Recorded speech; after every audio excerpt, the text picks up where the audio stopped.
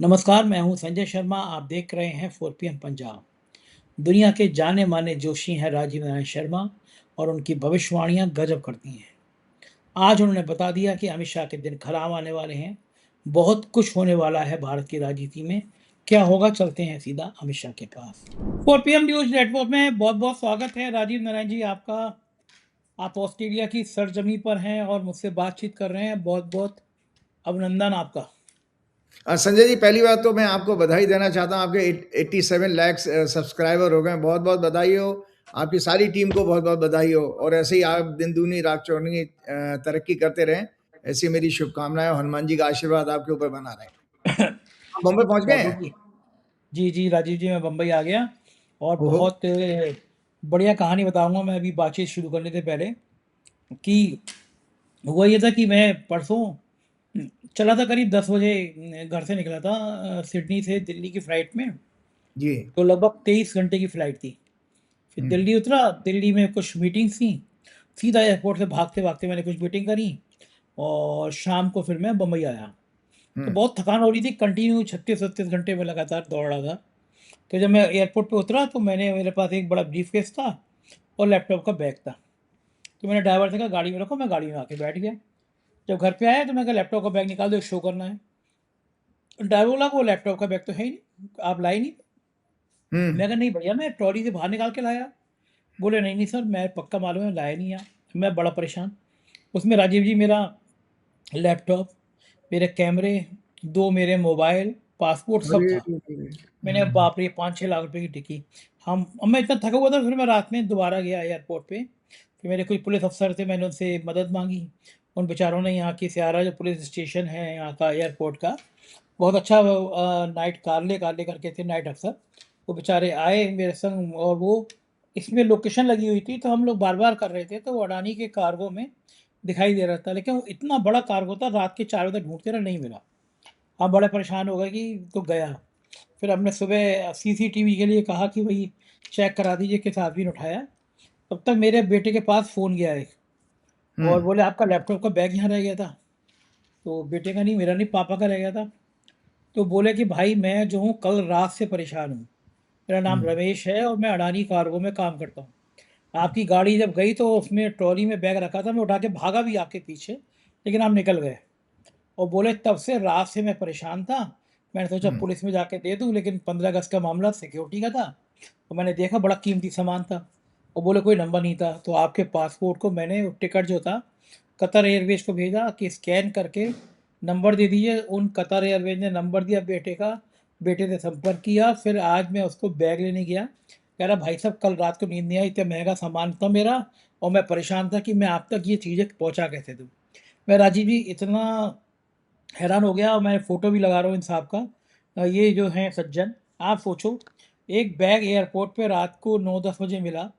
वो आदमी लगातार संपर्क करने की कोशिश में था। इतने महँगे सामान 5-6 लाख, उड़ीसा के थे वो।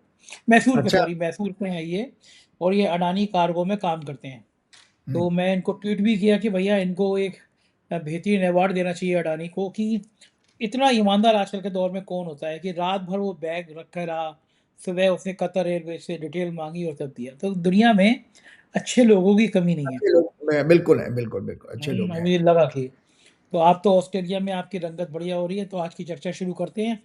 सबसे जी। पहले ये बताइए कि आपने कहा था ये जो सत्र चल रहा है, हम्म। इसमें कोई बिल पास नहीं होगा, जबकि पूरी उम्मीद थी कि बिल पास करा लेंगे ये लोग परिसीमन का। एक बात बड़ी मार के की कही थी आपने कि इस सत्र में छोटे साहब और बड़े साहब को बहुत डर लगेगा, भागेंगे ये लोग, मोदी और शाह दोनों के लिए। तब तक ऐसी स्थिति बनी भी नहीं थी, ऐसे हालात थे भी नहीं। मैं सिडनी में था तो आप हिमांशु के संग शो किया था आपने, तब जर्नी कर रहा था। हाँ जी, हाँ जी, हाँ जी, हाँ जी। तो मुझे ये बताइए कि ये जो बड़े साहब और छोटे साहब को डर लगेगा, ये डर जाएँगे, ये कैलकुलेशन किस आधार पे की थी आपने? कौन-सा ग्रह देखा था आपने? कौन-सी राशि देखी थी आपने? आपको कैसे पता था ये लोग डर जाएँगे?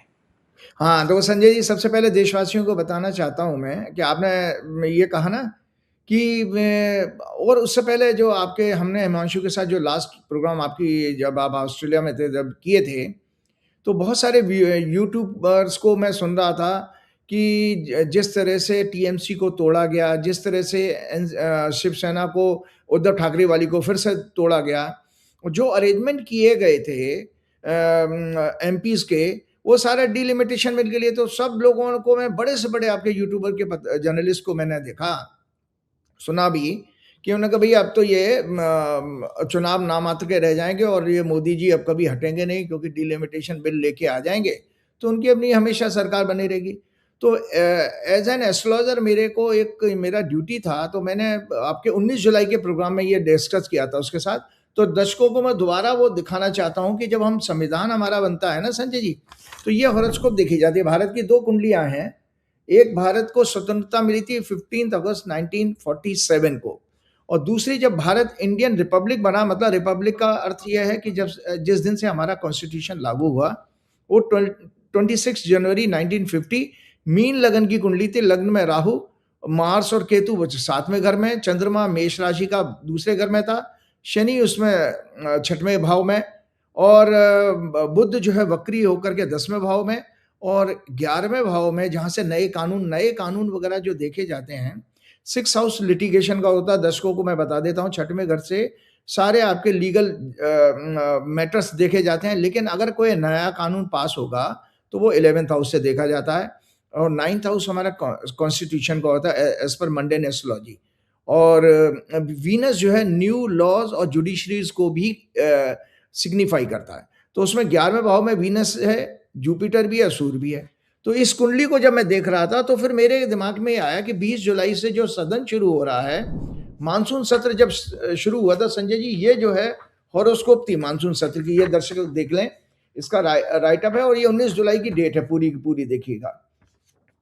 तो मैं आपको सिलसिलेवार बताता हूँ कि क्या जबरदस्त कैलकुलेशन है, कि क्या देखिए, उस समय तक किसी को ये पता नहीं था कि इतना बड़ा मुद्दा बन जाएगा कि जो बच्चों को 20 जुलाई की ऊपर जो उन्होंने अटैक कराया मोदी और शाह ने, वो इतना बड़ा रूप में बैकफायर करेगा कि उसकी वजह से वो सदन में भी नहीं आएंगे, और सदन में नहीं आएंगे, और ये लोग ऐसे लोग जो जहाँ पर इनकी वो क्या नाम, अमित शाह जी के लौह पुरुष, और मोदी जी कहते थे 56 इंच का सीना और एक अकेला सब पे भारी, ऐसी ब्रांडिंग इनकी 2010 से की गई थी इन दोनों नेताओं की, और हजारों करोड़ रुपए खर्च किए गए थे, इतना, और वो दोनों के दोनों डर क्यों गए?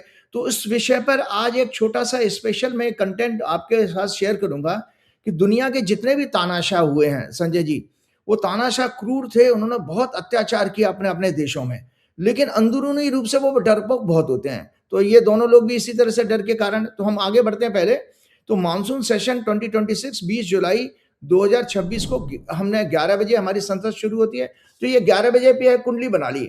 उस समय ब्रह्मांड में कन्या लग्न उदय हो रहा था, चंद्रमा शनि से पीड़ित था, मंगल शनि से भी पीड़ित था 9th हाउस में। चंद्रमा इंडियन रिपब्लिक की हॉरोस्कोप के अनुसार 6 एक्सिस बना रहा था। तो चंद्रमा हमारा सुख का और हमारी सक्सेस का सिग्निफिकेटर है।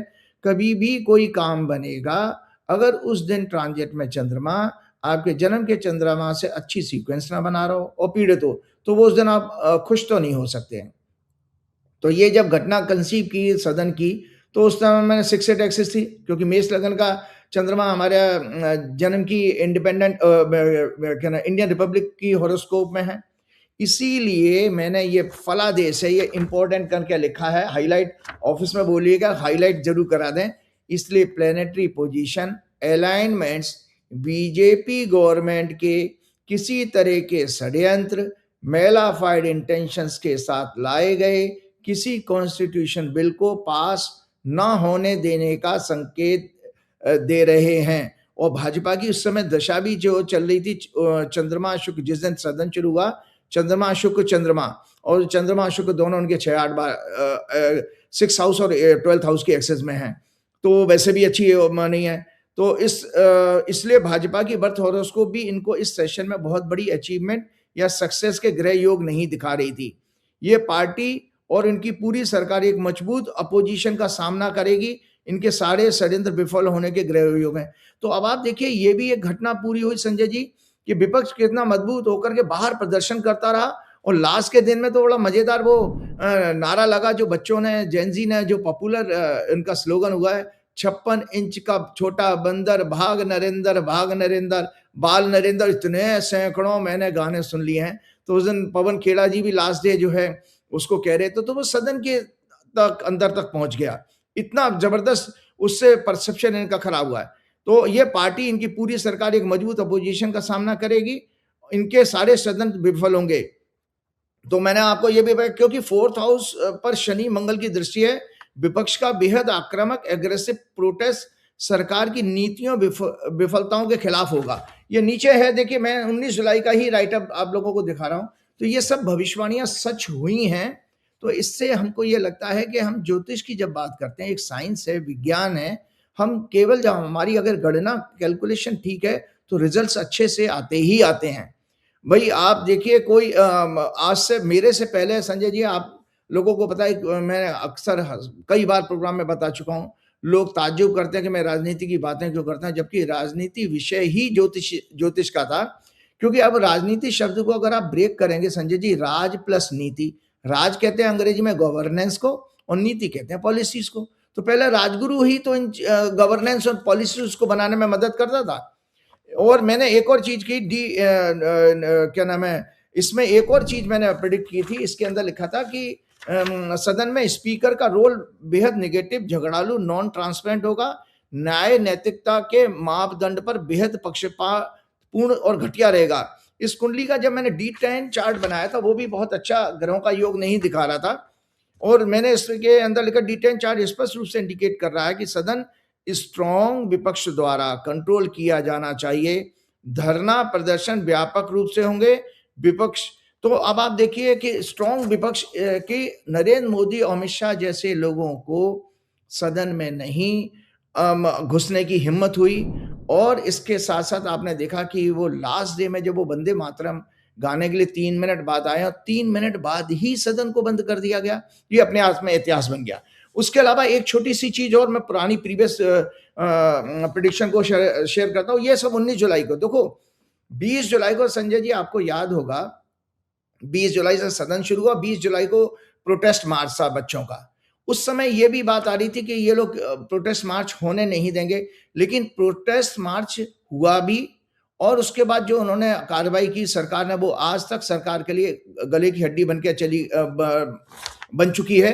तो मैंने एक और राइटअप आप लोगों के साथ शेयर करता हूं दर्शकों। ये लिखा, क्या 20 जुलाई को कॉकरोच जनता पार्टी का प्रपोज जंतर मंतर से संसद तक का मार्च सफल होगा या नहीं, एस्ट्रोलॉजिकल एनालिसिस दी थी।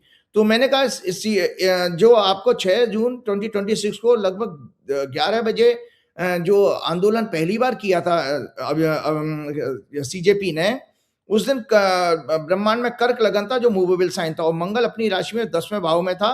9th लॉर्ड जुपिटर को लग्न को एक्सपेक्ट कर रहा था। 9th लॉर्ड जुपिटर हमेशा मून को 7th हाउस से एक्सपेक्ट करके फिर से जेन्युइनिटी उसकी कंफर्म कर रहा था। तो ये प्रेडिक्शन भी संजय जी पूरी हुई है। किस रूप में पूरी, इसकी भविष्यवाणी में बताता। इंडिया का मैंने इंडिपेंडेंट इंडिया का वर्थ चार्ट भी शेयर किया था। उसकी दशा भारत की इस समय वर्तमान में उस समय चल रही थी। मंगल में राहु में मरकरी, मार्स एजिटेशन का सिग्निफिकेटर है। राहु करंटली रूलिंग गवर्नमेंट के हाउस से, मतलब 10वें भाव से ट्रांजिट कर रहा है। बुध स्टूडेंट जैन जी का सिग्निफिकेटर है। इसलिए भारत की कुंडली के अनुसार युवाओं और स्टूडेंट्स का आंदोलन व्यापक होगा, और सत्ता रूलिंग गवर्नमेंट के लिए अनेक चैलेंजेस लेकर के आएगा। अगस्त फर्स्ट वीक में मंगल राशि बदल कर जन्म की पोजीशन 2nd हाउस में आएगा, और एजुकेशन इंस्टीट्यूशन के हाउस स्टूडेंट्स को प्रभावित करेगा। तो इसका अर्थ यह है कि फिर से छात्र आंदोलन आ रहा है। तो अब आप सच बताइए संजय जी, अगस्त से मैंने कहा, तो अभी आप लोगों ने क्या देखा, झारखंड का फिर मूवमेंट हुआ। तो मंगल की सो हम तो देखिए, झारखंड का मूवमेंट हो, तमिलनाडु का हो, आंध्र प्रदेश का हो, उत्तराखंड का हो, उससे हमारा लेना देना नहीं है। वैदिक ज्योतिष तो ब्रह्मांड के ग्रहों की बात कर रहा है। तो वो तो बार बार छात्र आंदोलन के, तो आज आपको फिर आगे की बात बताने वाला हूं। फिर मैं आपके पसंदीदा सब्जेक्ट कि मोदी और अमित शाह क्यों डर गए, उस पर आ जाऊंगा। भविष्य की अगर लोगों को एक टेस्ट लग गया, मुझे भी मजा आता है। आप लोगों के लिए मैं तैयारी करता हूं कि भाई आगे क्या भविष्यवाणी देने जा रहे हो। तो एक भविष्यवाणी इस अगले हफ्ते, इसी हफ्ते में देने जा रहा हूं। 16 तारीख को प्रोग्राम लगेगा। ये टेक्निकल राइटअप है संजय जी। 22 तारीख को, 22 अगस्त को बुध जो है अपनी राशि बदल रहा है, और बुध ही का सारा खेल है, बुध और मंगल का गेम है सारा का सारा। हमने आपके प्रोग्राम में, कई प्रोग्राम में रिसर्च पेश की थी कि 1947 के बाद जितने भी आंदोलन देश में हुए हैं, उसमें मंगल, बुध और शुक्र का कनेक्शन आता है, क्योंकि शुक्र लग्नेश है भारत की कुंडली का, और छठवें घर का स्वामी, छठवां घर प्रोटेस्ट आंदोलन का होता है। और बुध जो है काल पुरुष की कुंडली का छठवें घर का लॉर्ड है। मेष लगन की कुंडली होती है, तो मेष लगन से गिनेंगे तो कन्या राशि छठवें भाव में आती है। और बुध युवाओं का कारक भी है। और संजय जी, आपको पता है 30 साल के बाद उम्र अगर आपकी हो जाए, शादी हो जाए, तो फिर प्रोटेस्ट करने की क्षमता खत्म हो जाती है। तो याद रखिए कि दुनिया भर में अगर कोई सत्ता को उखाड़ने की ताकत रखता है तो युवा रखता है। तो वो युवा हमारे जागरूक होगा। मजेदार, आप लोगों के प्रोग्राम जब सुनता हूँ, कई सारे यूट्यूबर्स के तो देखता हूँ, उन्होंने कहा भाई हमारे देश की सोई हुई आत्मा को जगा दिया, देश के जमीर को जगा दिया इन बच्चों ने। ये बच्चे बड़े धन्यवाद के पात्र हैं। तो 22 अगस्त 2026 को mercury significator of education, intellect, youth, Gen Z, Jain alpha, कोई भी यूथ हो वो इसी कैटेगरी राशि से देखे जाएंगे, अपनी राशि परिवर्तन करके कर्क से सिंह राशि में अराउंड 7:20 शाम को इवनिंग में प्रवेश करेगा। उस समय ब्रह्मांड में जो लगन जो उदय हो रहा है वो कुंभ लगन है, और कुंभ लगन भारत की कुंडली का 10वां भाव है, मतलब सत्ता का, रूलिंग गवर्नमेंट का।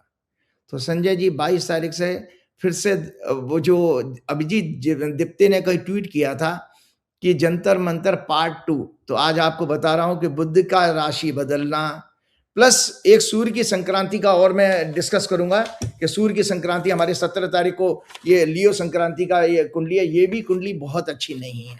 इन दोनों कुंडलियों की विवेचना करने के बाद आपका अब जो पसंदीदा क्वेश्चन लूंगा। तो संजय जी, इसमें ये लग्न में राहु बैठा है इस कुंभ लगन में, और सूर्य जो है जो सोलर मास का कारक होता है, मतलब जब सूर्य संक्रांति होती है वो पूरा सोलर मास हम देखते हैं कि ये महीना कैसा जाएगा जब, तो वो बुध और केतु, सूर्य, ये सब राहु केतु के बीच में पीड़ित हैं। शनि जो है इसके अंदर शुक्र को, हमारे भारत की कुंडली के लग्नेश और 6 लॉर्ड को, जो कि नीच का गोचर कर रहा है इस समय, 1 सितंबर तक रहेगा, वो शनि मंगल दोनों से पीड़ित हो रहा है। और चंद्रमा भी 22 अगस्त को जब बुध राशि बदलेगा उस दिन पीड़ित होगा शनि और मंगल दोनों से। और मजे की बात है 17 जुलाई को 17 अगस्त को जो सूर्य राशि बदल रहा है, उस समय ब्रह्मांड में सिंह लगन, मतलब जस्ट अपोजिट कुंभ लगन का, वो उदय हो रहा है। तो सिंह लगन जो है, सिंह राशि जो है हमारे भारत की कुंडली, जो इंडिया के चार्ट को आप दिखाई गई है, भारत की हॉरोस्कोप है। इस हॉरोस्कोप में चौथा घर है विपक्ष का और जनता का। जनता का बड़ा व्यापक प्रोटेस्ट फिर हम लोगों को देखने में आ रहा है, जिसमें किसान और बाकी जनता के दूसरे वर्ग, युवाओं के अलावा भी अब कुछ वर्ग इसमें जुड़ेंगे, क्योंकि जब हम सामूहिक प्रोटेस्ट देखते हैं तो उसमें बुध के अलावा भी दूसरे ग्रह आ रहे हैं। तो 4th house, 4th lord, both are afflicted by malefic planets. Moon 6 lord afflicted by 3rd lord, 10th lord. ये कुंभ लगन की कुंडली का 6वां घर का लॉर्ड है। मार्स और शनि से नक्षत्र, मूल नक्षत्र में ये जब बुध राशि बदलेगा, मूल नक्षत्र है ब्रह्मांड में। इंडिया की हॉरोस्कोप में lagna lord as well as 6 lord Venus are afflicted by Mars, Saturn. Virgo sign 5th house होता है, में पड़ता है भारत की कुंडली में, जो एजुकेशन यूथ को रिप्रेजेंट करता है, एफ्लेक्टेड बाय रेट्रोग्रेड सैटर्न और मार्स। सेगिटेरियस साइन भी एफ्लेक्टेड है शनि मंगल से। 9th house is afflicted by Mars. Mercury will be 4th lord in 4th house and afflicted by Rahu Ketu and aspect of retrograde Saturn. 6th lord and planet of people's happiness, emotions, perception, feelings, and 3rd house होता है media, neighboring country, is badly afflicted by Saturn man. इसलिए ग्रह योग के कारण Gen Z, Gen Alpha protest may start again, which may again spread to whole country. ये छात्र इस बार अकेला सरकार पर ही नहीं, सरकार के इकोसिस्टम पर भी अटैक करने जा रहे हैं। मतलब जैसे कहते हैं ना, पॉलिटिकल रिफॉर्म की अब बात होगी, जिसमें चुनाव आयोग की भूमिका भी अब ये बच्चे पकड़ेंगे। और जो जुडिशरी में जो हो रहा है, जैसे भी अभी आपने देखा किसी आंध्र प्रदेश की यूनिवर्सिटी में किसी बार काउंसिल BCI के चेयरमैन ने कह दिया कि उनकी डिग्री उनको ना दी जाए, क्योंकि उन्होंने CGI को क्या नाम है, मतलब CGI को प्रोटेस्ट करके कहा कि ये CGI किसी हाथ से हम डिग्री नहीं लेंगे। तो ये वहां से दिखाई दे रहा है कि बच्चों के अंदर सुलग रही है आग, ये ट्रिगर शुरू हो चुका है ऑलरेडी। सो ये छात्र इस बार देश की ब्यूरोक्रेसी, जिसके अंदर अकाउंटेबिलिटी जीरो हो चुकी है, जिसका एटीट्यूड अंग्रेजों के समय से भी ज्यादा एरोगेंट है, साथ में देश में करप्शन के लिए मेनली रिस्पॉन्सिबल ये ब्यूरोक्रेसी है। इसी तरह जुडिशरी, इसके साथ कॉर्पोरेट इलीट्स के द्वारा कंट्रोल मेन स्ट्रीम मीडिया, जिसमें टीवी और प्रिंट है, भी इन युवाओं के एंगर का शिकार होंगे इस क्या नाम है बुध के राशि बदलने के बाद। इसी तरह से मैं आपको ये बताना चाह रहा था कि एनुअल हॉरोस्कोप ऑफ इंडिया की हम ये देख लेते हैं। 15 अगस्त को हमारा भारत आजाद हुआ है, हमारा 16 अगस्त का प्रोग्राम है। इसमें भी मुंथा जो है छठवें भाव में गई है और शनि मंगल से पीड़ित है। मुंतिस एक्सोल्टेड 6 हाउस में है। तो ये वर्ष जो है, और थर्ड हाउस जो है इस भारत की जो वर्षफल है आजाद भारत की, वो third house media communication allies neighbouring countries, वो भी शनि मंगल से पीड़ित है। तो संजय जी, इस वर्ष में जो 15 अगस्त 2026 से शुरू हो रहा है वर्षफल, इसमें बड़े से पड़ोसी देशों से किसी तरह की झड़प या बॉर्डर का सीमा विवाद दिखाई दे रहा है और मीडिया पर अटैक आंदोलन इसमें फिर से वापस होने वाला है। तो ये मीडिया इस समय सबसे बड़ा टारगेट होने वाला है इसके लिए। अब एक चीज मैं आपको आपके प्रश्न का जवाब देता हूं जो आपने मेरे से पूछा। देश के सामने सच, नरेंद्र मोदी शाह बेहद डरपोक हैं, ये सच है क्या? 6 जून 2026 को नरेंद्र मोदी शाह के राजनीतिक जीवन के लिए सबसे बड़ी चुनौती बना युवाओं का जेन अल्फा का देशव्यापी आंदोलन, जो सोशल मीडिया के द्वारा पूरे विश्व में पहचान बना गया। देश के 100 से ज्यादा सिटीज में फैल गया। इसने हजारों करोड़ रुपए खर्च करके नरेंद्र मोदी उनके कॉर्पोरेट नेक्सस के कारण बनाई गई विश्व गुरु, महामानव, नॉन बायोलॉजिकल, एक अकेला सब पे भारी, 56 इंच का सीना, लाल आंखें दिखाने वाला, घर में घुसकर मारना, पाकिस्तान के संदर्भ में कही थी उन्होंने, वाली नकली छवि जो अपने आप को सनातन धर्म का सबसे बड़ा रक्षक भी बताती थी, उसे इन बच्चों ने पूरी तरह ध्वस्त कर दिया। जिसका सबसे बड़ा प्रत्यक्ष उदाहरण है कि 20 जुलाई से शुरू हुए मॉनसून सेशन में डर, भय और अपमान के कारण नरेंद्र मोदी शाह का पार्लियामेंट में सदन की कार्रवाई में न जाना, और 13 अगस्त 2026 को लास्ट डे में सिर्फ वंदे मातरम राष्ट्रगीत गायन में 3 मिनट रहकर सांकेतिक उपस्थिति दिखाकर ओम बिरला की मदद से सदन को अनिश्चित काल के लिए स्थगित करवा देना। इसलिए जेनजी का एक नारा जो पूरे देश ही नहीं विश्व के लोगों की जुबान पर एक एंथम की तरह बन गया है, 56 इंच का छोटा बंदर, बाल नरेंद्र, भाग नरेंद्र की गूंज संसद भवन की दीवारों में भी गूंजी। छोटी छोटी बच्चियों द्वारा दिए गए इस एकमात्र नारे ने नरेंद्र मोदी शाह की राजनीति का परसेप्शन पूरी तरह खत्म कर दिया, जीरो कर दिया। ये मोदी शाह को पवन पुत्र ऋषि हनुमान जी की वानर सेना, जो जैन अल्फा है, द्वारा उनका अपमान किए जाने का, और प्रभु श्री राम के मंदिर निर्माण से लेकर चंदा चोरी और भ्रष्ट ट्रस्ट के द्वारा दान पत्रों से चोरी, भूमि घोटाले आदि महापापों का एक छोटा सा दंड है ये तो केवल। 17 अगस्त 2026 को सिंह संक्रांति पर बनी हॉरोस्कोप, 22 अगस्त 2026 को जैन जी का सिग्निफाई करने वाला ग्रह बुध का राशि परिवर्तन, वक्री शनि, 2 सितंबर को शुक्र का राशि परिवर्तन आने वाली, और अमित शाह बीजेपी के हॉरोस्कोप में खराब प्लेनेटरी दशाएं अमित शाह ही नहीं पूरे राजनीतिक कैरियर के अंत होने का, अमित शाह के पूरे राजनीतिक कैरियर के अंत होने का ग्रह योग बना रहे हैं। सत्ता परिवर्तन भी होगा और ये सरेआम गोदी मीडिया, गोदी जर्नलिस्ट, ब्यूरोक्रेट्स, जजेज और फिल्म एक्टर्स, बुद्धिजीवियों, पाखंडी संत महात्माओं और अंधभक्तों के साथ सरेआम जनता द्वारा दंडित किए जाएंगे। इस फियरलेस जेनजी जैन अल्फा ने पूरे देश की जनता को जगा दिया है। विपक्ष सिस्टम, जुडिशरी के अंदर का डर भी खत्म कर दिया है। आरएसएस, बीएचपी, बीजेपी के हिंदुत्व का पाखंडी ढोल भी फाड़ दिया है, ध्वस्त कर दिया है। टेक्नोलॉजी एरा के बच्चे जाति पात, वर्ग, धर्म, संस्कृति, भेदभाव में विश्वास नहीं रखते हैं। इन बच्चों के कारण ही इनके अंधभक्त माता पिता और रिश्तेदारों को भी बीजेपी का असली चेहरा समझ में आ गया है। इसलिए आगे भी ये विरोध जारी होगा, क्योंकि 22 अगस्त से ग्रह बदल रहा है बुध। अब इन देशवासियों को इन नारों पर भी 100% सच्चाई दिखने लगी है। जब जब मोदी शाह डरते हैं, पुलिस को आगे करते हैं। जब जब मोदी शाह डरते हैं, हिंदू मुस्लिम करते हैं। एक जो डर की बात थी, तो तानाशाह की आज मैं फिलॉसफी डिस्कस करूंगा। आज प्रोग्राम चाहूंगा मैं छोटा रखूं, क्योंकि दर्शकों की एक डिमांड ये आती रहती है, 1 घंटे का प्रोग्राम ज्यादा बड़ा हो जाता है, तो मेरी कोशिश रहेगी कि मैं अपना कंटेंट पूरा कवर करूं। तानाशाह, डिक्टेटर, अथॉरिटेरियन की फिलॉसफी, वर्किंग मेथड क्या होता है? सभी तानाशाहों की फिलॉसफी अक्सर पूर्णतावादी, परफेक्शनिस्ट और utopian ideal condition, specially social organisation और प्रपोजिंग और advocating impractical ideal social. Bharat एक हिंदू राष्ट्र बनेगा जैसे आरएसएस, वीएचपी और बीजेपी वाले कहते हैं, ये एक इम्प्रैक्टिकल इनकी सोच है। एंड पॉलिटिकल स्कीम और एजेंडा, ये समाज और मानवता को, देशवासियों को आइडियल रूप में बदलने का दावा करते हैं। स्वयं को एकमात्र उद्धारक, सुधारक, रिफॉर्मर या मुक्तिदाता के रूप में प्रेजेंट करते हैं, उस प्रोपेगेंडा का प्रचार करते हैं। ये उनके अटूट आत्मविश्वास पर आधारित तो होता है, जहां उनको, लेकिन उनको ये भ्रम हो जाता है कि वे ही देश या समाज के ऐसे नेता हैं जो देश और दुनिया को बदल सकते हैं। Narendra Modi, Donald Trump, Putin, Jinping ऐसा ही उदाहरण है। ये लोग पब्लिक अनरेस्ट और पॉलिटिकल इकोनॉमिकल इश्यूज का फायदा उठाकर खुद को एकमात्र समाधान के रूप में प्रेजेंट करते हैं। 2009 के आसपास कॉर्पोरेट वर्ल्ड ने नरेंद्र मोदी को इस रूप में ही ब्रांडिंग करना शुरू कर दिया था।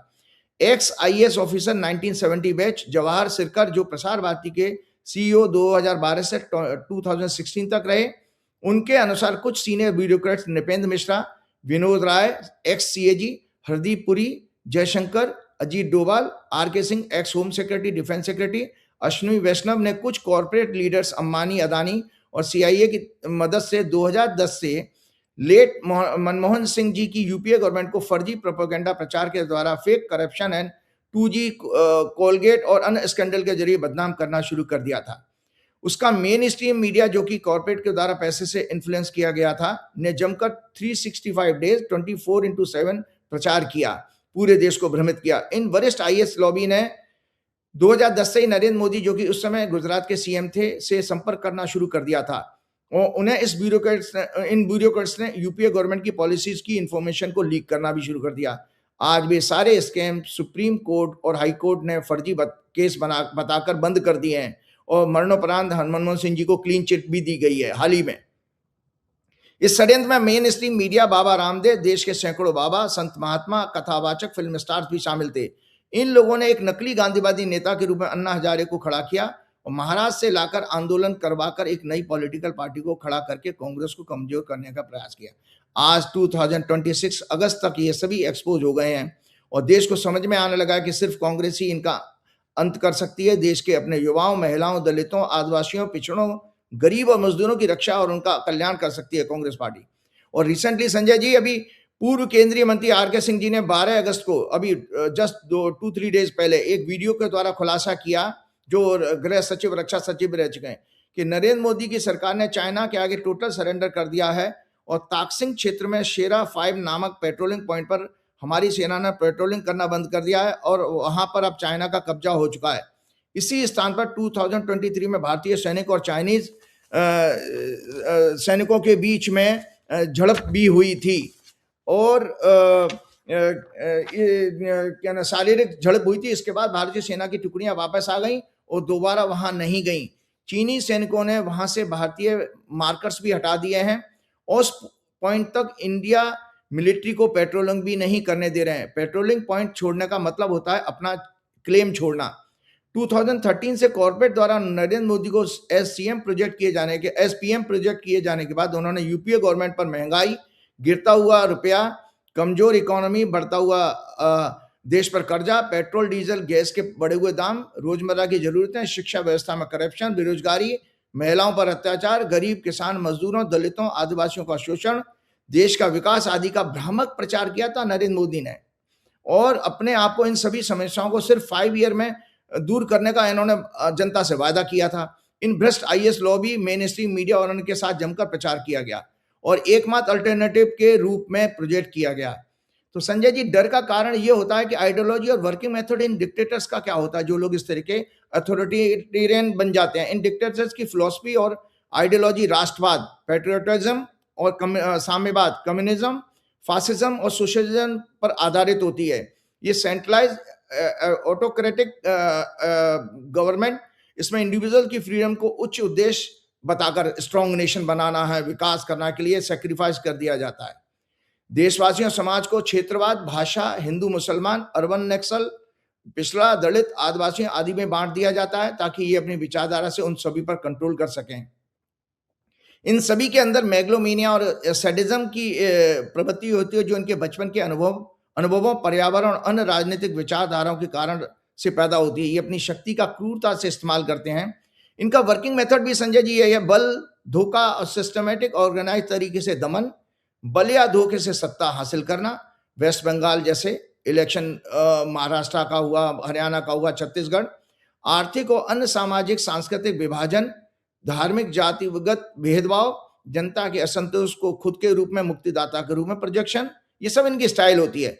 विरोधियों और उनसे प्रश्न पूछने वालों को आतंकित करना, ट्रोल आर्मी द्वारा उत्पीड़न, सीबीआई, ईडी, आईटी, फर्जी लीगल केसेस और नागरिक स्वतंत्रता का दमन, विचार और अभिव्यक्ति की आजादी को कुचलना, नष्ट करना, सूचना के कंट्रोल के द्वारा जन प्रचार, फॉल्स न्यूज, फॉल्स नैरेटिव का इस्तेमाल करना, एवरीवेयर 365 डे 24/7 मीडिया पर टोटल कंट्रोल, सेंसरशिप और केवल अपनी विचारधारा प्रोपेगेंडा का प्रचार, समर्थकों को सम्मानित करना और विरोधियों को सजा देना, विद्रोह आंदोलन, प्रोटेस्ट को दबाने के लिए पुलिस, पैरामिलिट्री फोर्सेस और आर्मी का यूज करना, पावर को टोटली सेंट्रलाइज करना, जैसे हमारे देश में इस समय क्या नाम है, पीएमओ चला रहा है। Economy, employment, other social welfare scheme, behaviours को, पब्लिक के बिहेवियर्स को कंट्रोल करने के लिए फर्जी डेटा और डेटा साइंस और अन्य टेक्नोलॉजी का इस्तेमाल करके भ्रमित करना। मोदी गवर्नमेंट में याद करिए संजय जी, 63 से ज्यादा ब्यूरोक्रेट लेटरल एंट्री से आए हैं बाहर से, और शीर्ष पदों पर बैठे ब्यूरोक्रेट्स, जो इसमें ईडी, सीबीआई, केंद्रीय सचिव, गृह सचिव और रॉ का चीफ को बार बार एक्सटेंशन दिया जा रहा है। इससे साफ सिद्ध होता है कि इन्होंने ब्यूरोक्रेसी का मोराल भी यंग ऑफिसर्स का बिल्कुल खत्म कर दिया है। कि जब ये बुजुर्ग लोग, जो लोग होते हैं, याद करिए हमारे यहाँ जो वेदों के अनुसार 4 आश्रम कहे गए हैं, तो वानप्रस्थ आश्रम के बाद का व्यक्ति अमूमन बेसिकली सेल्फिश व्यक्तित्व की तरफ चला जाता है। वो अपने परिवार को, अपने धन जोड़ने को, अपने बुढ़ापे की फाइनेंशियल सिक्योरिटी की तरफ काम करेगा। उसके अंदर वो देशभक्ति और वो सब चीजें नाम मात्र की रह जाती हैं। तो इसलिए देखिए संजय जी, जिनके मैंने नाम लिए हैं, ये सारे के सारे लोगों को अभी इन्होंने एक्सटेंशन दिया है। मोदी जी बुड्ढों के जरिए, अब जैन जी इसको कैसे सहन कर लेगा? भाई भविष्य तो उनका है, देश उनका है, अब इन बुजुर्गों से क्या होगा? तो मैं आपको 3 तानाशाहों का अंत बता रहा हूं कि कैसे होता है, और चौथा मॉडर्न अभी अप्रैल में जो हुआ है वो भी। तो एक संजय जी, आपको पता 1325 से लेकर 1351 के बीच में, डर का कारण बता देता हूं। पिछले प्रोग्राम में मैंने आप लोगों को बताया था, पैरानोइया बीमारी होती है इस तरह की, जो डर की बीमारी होती है। वो लास्ट राइटअप में मैंने आप लोगों को शेयर भी की थी। तो संजय जी, मोहम्मद बिन तुगलक 1325 से 1351 के बीच में हुआ। नरेंद्र मोदी अमित शाह की तरह अत्यधिक संदिग्ध पैरानॉइड स्वभाव का था। उसके शासन काल में 20 से ज्यादा बार बड़े प्रोटेस्ट हुए मोहम्मद बिन तुगलक के। उसने खुद को सुरक्षित रखने के लिए कई बार सख्त कदम उठाए। मजबूत जासूसी तंत्र का, जैसे हमारे यहाँ पेगासस इस्तेमाल किया जा रहा है। ये 1325 दशकों और 1351 की बातें बता रहा हूं। संदेह पर कठोर सजा, जरा उसको संदेह हो जाए, थोड़े से संदेह पर भी लोगों को गिरफ्तार करके यातना दी जाती थी। जैसे कि मोदी को गाली देना या मीम्स या रील्स वीडियो बनाने पर मुकदमे फर्जी कर दिए जाते हैं। केंद्रीयकरण, सेंट्रलाइजेशन और पावर, निरंतर निगरानी, विद्रोहियों के खिलाफ बेरहमी, कठोरता से दंड, ये सब कुछ हम देख रहे हैं हम अपने देश में। 20 मार्च 2051 को तेज बुखार के कारण उसकी डेथ हो गई। गुजरात में एक तुर्की गुलाम के विद्रोह को कुचलने के बाद उसका पीछा करते हुए सिंध तक पहुंच गया। रास्ते में गंभीर रूप से घायल हुआ, बीमार हो गया और मर गया। दूसरे सज्जन हुए एडोल्फ हिटलर। ये neurotic psychopath, historic, bordering on schizophrenia और एक्सट्रीम पैरानोइया से पीड़ित था ये एडोल्फ हिटलर। ये भी अपने विरुद्ध लगातार साजिशों का शिकार होने के डर से अपने करीबी सहयोगियों पर भी संदेह करता था। ये इसलिए आप दर्शकों में ये उदाहरण के साथ समझाना पड़ा, क्योंकि आपको ये ना लगे कि मैं नरेंद्र मोदी जी के लिए व्यक्तिगत रूप से कोई चीजें कह रहा हूं। आप सिम्टम आप देख रहे हैं, आपके जीवन में सब दिख रहा भी है। ये 20 करीबी सहयोगों पर भी संदेह करता था। 20 जुलाई 1944 को एक बम विस्फोट के बाद उसका संदेह और बढ़ गया। उसके बाद उसने किसी पर भी भरोसा करना बंद किया। मोदी जी भी एक टायर फटने से मकान छोड़ के, अपना चीफ मिनिस्टर का हाउस छोड़ के भाग गए थे डर के कारण। उसका भाषण और व्यवहार हमेशा नफरत वाला, व्यंग और कटु वचन से पूर्ण होता था हिटलर का। 30 अप्रैल 1945 को उसने अपने दाहिने कनपट्टी में गोली मार ली। उसकी वाइफ ने साइनाइड खाकर के आत्महत्या कर ली थी। उसके बाद दोनों के शव बाहर गार्डन में रखकर पेट्रोल से जला दिए गए थे। तीसरे सज्जन हुए मुसोलिनी। ये हमारे आरएसएस के पितामह हैं, ग्रैंडफादर हैं। क्योंकि आरएसएस की जो फॉर्मेशन हुई है मुसोलिनी की आइडियोलॉजी, एक बालकृष्ण मुंजे होते थे 1947 के बाद, ये इटली में जाकर के मुसोलिनी से मिले थे। आरएसएस की जो ड्रेस देखते हैं ना, जो भी डिसिप्लिन है, जो भी स्ट्रक्चर है, वो सारा मुसोलिनी की गाइडलाइंस में हुआ है। सो मुसोलिनी इनके लिए बहुत, इटली का वैसे ही कनेक्शन है। आपने मोदी जी ने तो अभी भी मुसोलिनी जी की बजाय मेलोनी पकड़ ली है। वो तो मुसोलिनी तो मेल था, मोदी जी मेलोनी जो वहाँ की पीएम है उनके साथ अपनी वो मेलोडी चॉकलेट भी देकर के आए थे मोदी जी। तो मुसोलिनी ये आरएसएस की आइडियोलॉजी का पितामह था। ये नार्सिसिस्टिक पर्सनालिटी, इम्पल्सिव और थिएटरिक था और कभी कभी डिप्रेसिव लक्षणों वाला था। कुछ साइकोलॉजिस्ट ने उसे हाइपोमेनिक और करेक्टरोपैथी वाला बताया। ये ज्यादातर सत्ता के नशे में ये क्या करता था, इससे मोदी जी की काफी सिमिलरिटी नजर आती हैं। ये ज्यादातर सत्ता के नशे, अहंकार और अपॉर्चुनिस्ट बिहेवियर ठीक नरेंद्र मोदी शाह की तरह वाला था। 28 अप्रैल 1945 को नॉर्थ इटली को उसका देश छोड़कर के स्विट्जरलैंड भाग रहा था। उस समय इटालियन पार्शियन द्वारा गोली मारकर उसकी हत्या कर दी गई। उसके बाद उसके साथ उसकी प्रेमिका भी थी।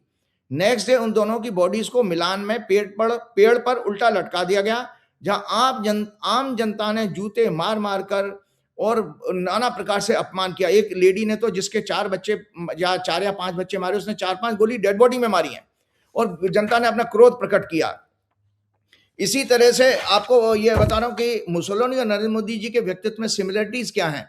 Personality analysis of Benito Mussolini, जो 1883 में इसका बर्थ हुआ था, 1883 में, 1945। नार्सिसिज्म, सेल्फ ऑब्सेशन, बचपन से ही मैं दुनिया को चौंका दूंगा, एस्टोनिश कर दूंगा। He consider himself an extraordinary, हमारे मोदी जी की तरह indispensable leader. He was highly exhibitionistic, प्रदर्शन प्रिय था, presenting himself in multiple roles such as athlete, कभी कभी pilot, farmer, violinist etcetera. Modi ji भी कुछ इसी तरह के, जो कभी तमिल, कभी सिख, कभी बंगाली, कभी मेलोनी के प्रेमी, एक 26 साल के यूथ की तरह चॉकलेट देते हुए, और कभी ड्रम बजाते हुए, कभी त्रिशूल और डमरू बजाते हुए शिव जी की तरह, कभी केदारनाथ की गुफा में बैठकर सिद्ध योगी की तरह। मोदी जी भी ऐसे ड्रामेबाजी करते रहते, क्योंकि ये भी ड्रामेबाज था मुसोलिनी। अपॉर्चुनिज्म, सिद्धांतों से ज्यादा सत्ता और व्यक्तिगत फायदे को महत्व देता था। ये समाजवादी से फांसीवादी बन गया। इतिहासकारों के अनुसार वह एक अभिनेता, ढोंगी, प्रदर्शनी करने वाला था, जो सिचुएशन देखकर अपनी भूमिका बदलता रहता था। बचपन से ही आक्रामक और हिंसा में विश्वास रखने वाला था। राजनीति में हिंसा को जायज और आवश्यक मानता था। इम्पल्सिव था, जल्दी क्रोधित हो जाता था, लंबे समय की स्ट्रेटेजी के बजाय तत्काल प्रभाव और प्रदर्शन पर ज्यादा ध्यान देता था।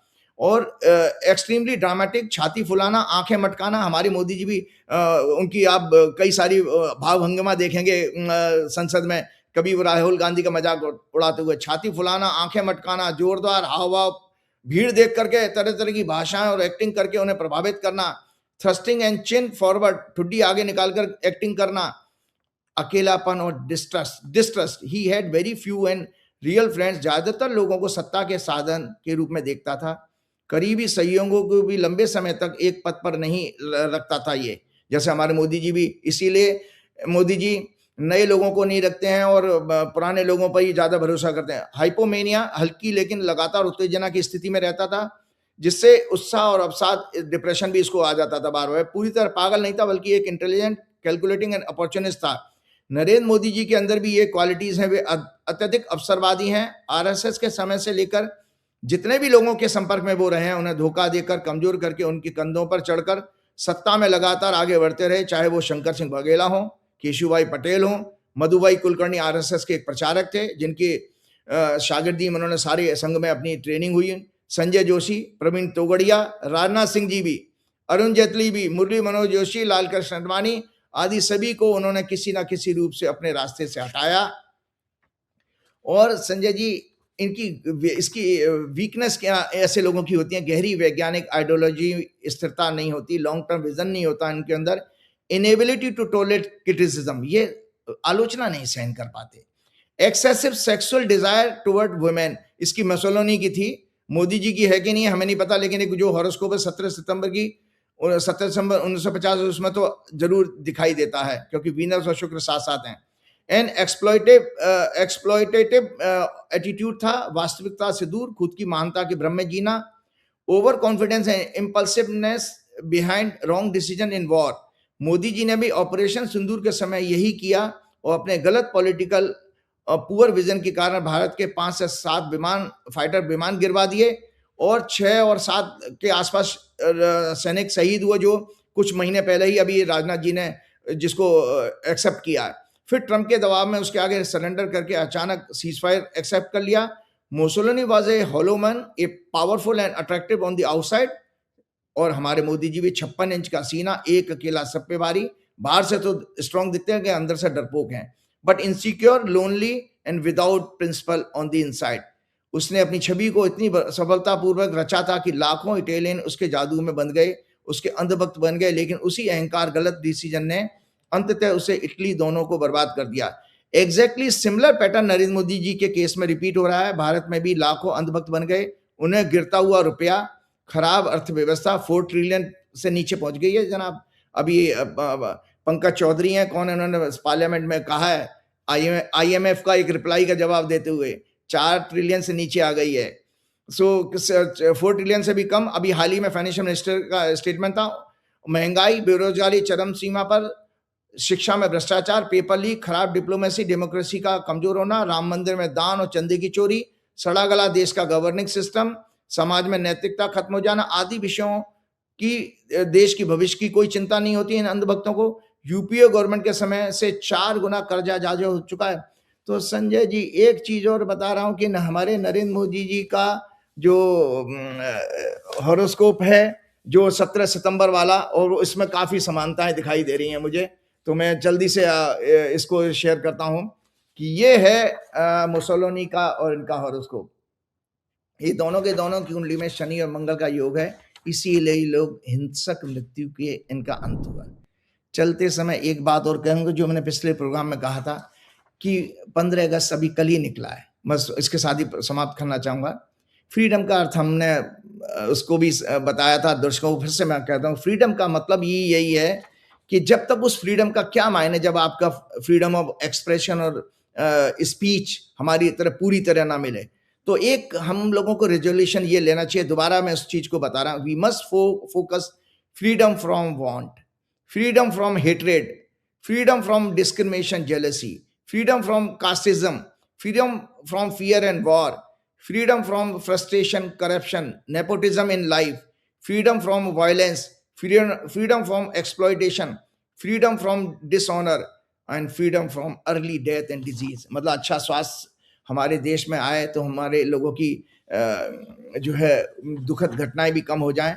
तो संजय जी, एक चीज आपको ये देखिए, जो आपको ताज्जुब होगा कि जो हमारे देश में 2012 के बाद हुआ, एग्जैक्टली संजय जी, अभी अप्रैल के महीने में 2026 में जनरल इलेक्शन हुआ था हंगरी में, उसने जो किया वो बिल्कुल रिपीट, कॉपी बुक आप देखिए इसमें। तो ये राइटअप के साथ मैं अपना प्रोग्राम यहां खत्म कर दूंगा। 16 ईयर शासन करने वाले हंगरी के तानाशाह विक्टर ऑर्बन के अहंकारी दमनकारी शासन का अंत काल द्वारा, मतलब ये इसलिए बताना जरूरी था कि चाहे वो मोदी जी हों या शाह हों, शाह जी के लिए तो और खराब समय है। देखिए, अमित शाह जी की हॉरोस्कोप है, जल्दी से मैं बता देता हूँ। 24 अगस्त से अमित शाह के लिए बहुत खराब, ये देख लीजिए दर्शकों, 24 अगस्त से केतु की दशा शुरू हो रही है, प्रत्यंत दशा। केतु इनके चौथे घर में बैठा है, मानसिक अशांति इनके होने वाली है, 12वें घर से गोचर कर रहा है। और केतु इसलिए सूर्य भी अभी केतु के साथ जुड़ जाएगा जाकर के, बुध भी वहां पहुंच जाएगा, इनका लग्नेश है 22 अगस्त को। तो अमित शाह जी के लिए हॉरोस्कोप में जुपिटर मरकरी की दशा चल रही है, केतु की प्रत्यंत दशा 24 अगस्त 2026 से शुरू हो रही है। इनके D10 चार्ट में मंगल केतु लग्न में है और शनि से पीड़ित हो रहे हैं। मंगल 4th हाउस में शनि को पीड़ित कर रहा है। मंगल धनु लग्न की इस हॉरोस्कोप का D10 का 12th लॉर्ड भी आता है। इन्हें हेल्थ और पॉलिटिकल कैरियर में बहुत भारी संकटों का सामना करना पड़ेगा। अमित शाह की लौह पुरुष की छवि खत्म, मोदी जी का 56 इंच का सीना वो 56 इंच का बंदर में बदल गया। और जो है मोदी जी का एक अकेला सब पे भारी, वो तो अब उल्टा राहुल गांधी के पास चला गया, बोले कि वो अब सब पे भारी नहीं, एक अकेले पर सब भारी। ये मोदी जी का डायलॉग ये चेंज हो गया है संजय जी, एक अकेले पर सब भारी, ये मोदी जी का नया डायलॉग है। तो ये मैं विक्टर ऑर्बन की बात इसके खत्म कर दिया। विक्टर 2010 में 2/3 मेजोरिटी से गवर्नमेंट फॉर्म की इसने, उसके बाद मीडिया और जुडिशरी और पर सिस्टमेटिकली उसने कब्जा किया। उसने ओपन सेंसरशिप के बजाय नरेंद्र मोदी और अमित शाह ने भी यही हम हथकंडा अपनाया, लीगल, इकोनॉमिकली एंड एडमिनिस्ट्रेटिव तरीके से इन पर कब्जा किया, मीडिया की सेंसरशिप पे, जिससे लोगों को और दुनिया को ये लगता रहे कि सब कुछ डेमोक्रेटिकली हो रहा है और रियलिटी में इनकी इंडिपेंडेंस खत्म हो जाए और ये कमजोर भी हो जाए। मीडिया पर कंट्रोल मेनली उनकी ओनरशिप पे कब्जा कर लिया उसने। गवर्नमेंट एडवर्टाइजमेंट और कंट्रोल ऑफ रेगुलेटिंग बॉडी, इसी तरह की पॉलिटिकल पार्टी फिज ने लगभग 80% कंट्रोल मीडिया मार्केट पर डायरेक्टली इनडायरेक्टली कर लिया था। मीडिया लॉ को उसने चेंज किया, न्यू मीडिया एक्ट बनाया, जिसके जरिए मीडिया काउंसिल वाज क्रिएटेड, जिसमें ज्यादातर फिर उसकी पार्टी के पॉलिटिकल पार्टी के लोग अपॉइंट किए गए। इस काउंसिल को एक्सटेंसिव पावर दी गई to issue licence, impose fines and monitor control. इसी तरह state media was turned into a government propaganda outlet. Editors were replaced and news coverage began to be directed. जैसे हमारे यहाँ पीओएमओ डायरेक्ट कर लेता, बोले वो जोशी जी कर रहे थे। क्लोज बिजनेसमैन को इसने चीप लोन दे करके स्टेट बैंक के लोकल बैंक के द्वारा और मीडिया को खरीदवाया गया, जैसे हमारे अदानी जी ने एनडीटीवी खरीदा, TV channel and website. Many independent media outlets were forced to sell or shut down. Around 476 to 500 government media outlets were donated in a single day to the Central European Press Media Foundation, KESMA. The government declared it a matter of national strategic interest and exempted it all from competition law. Government was the largest advertiser. 80 to 90% advertising का हमारे देश की तरह से इनको fund दिया जाता रहा। तो संजय जी एक तो ये काम किया, दूसरा इसने क्या किया था, जुडिशरी पे भी कंट्रोल कर लिया था, जैसे हमारे यहाँ पार्सली हुआ। Urban influence both the constitutional court and the ordinary court. New constitution was passed and constitutional court जजेस वाज इंक्रीज फ्रॉम 11 to 34। आपके यहाँ भी 34 से 38 कर दिए गए हैं। और इसने क्या बदमाश ने किया था, nomination process was change so that उसकी पार्टी के समर्थन could make appointment. The election of the courts president was given to the parliament control by the Fidesz. हमारे यहाँ मोदी जी करना चाहते, कर नहीं पाए। सबसे बड़ी बात उसने क्या की, रिटायरमेंट एज 70 साल थी वहां पर, उसको घटा के 62 साल कर दिया। उससे क्या हुआ संजय जी, काफी जज रिटायर हो गए, एक साथ बड़ी भारी वैकेंसी हुई और उसके बाद उसने अपने लोगों को भर दिया। तो ये मेरा कहने का मतलब ये था कि जैसे उस तानाशाह का अंत हुआ और ऐसे अंत हुआ, उसी के पार्टी के एक नेता ने जो अलग पार्टी बनाई, उसने राहुल गांधी की तरह संजय जी, जैसे राहुल गांधी ने भारत जोड़ो यात्रा की, उसने घर घर डोर टू डोर प्रचार किया। तो इसका एक मैसेज ये मिलता है कि आज जो बच्चे जो हमारे आंदोलन कर रहे हैं, सभी पॉलिटिकल पार्टी इसी तरह इन बच्चों से डायरेक्ट संपर्क करके डोर टू डोर कैंपेन का समय है। जब भी डिक्टेटर आता है तो कोई आपको मीडिया सपोर्ट नहीं कर रहा, इसी तरह चेंज होगा। चेंज जरूर होगा जो 22 अगस्त को बुध राशि बदलने जा रहा है और 17 अगस्त को जो हमारी सूर्य की संक्रांति है। संजय जी फिर से एक बड़े आंदोलन की तैयारी कीजिए और हम देशवासियों के लिए आप लोगों को फिर से बिलेटेड हैप्पी इंडिपेंडेंस डे। और साथ में अपने बच्चों के लिए मैं जो जैन जी हैं, जैन अल्फा हैं, इनके आशीर्वाद के लिए हनुमान जी से प्रार्थना करते हुए अपना प्रोग्राम समाप्त करना चाहूंगा। श्री गुरु चरण सरोज रज निज मन मुकुर सुधार, वर्ण रघुवर विमल जो दायक फल चार। बुद्धिहीन तनु जान के सुमिरो पवन बुद्धि विद्या देव बलेश विका। जय श्री राम, जय हनुमान। ये थे राजीव नारायण जी, पूरी बातचीत आपने सुनी। राजीव जी की भविष्यवाणियां बड़ी गजब होती हैं। बहुत सारी भविष्यवाणियां ऐसी हैं जो उन्होंने पहले करी और लोग यकीन नहीं कर रहे थे ऐसा होगा, लेकिन वो हुआ। क्या आप भी राजीव जी का प्रोग्राम सुनते हैं? कमेंट करके बताइएगा जरूर। शुक्रिया, थैंक यू।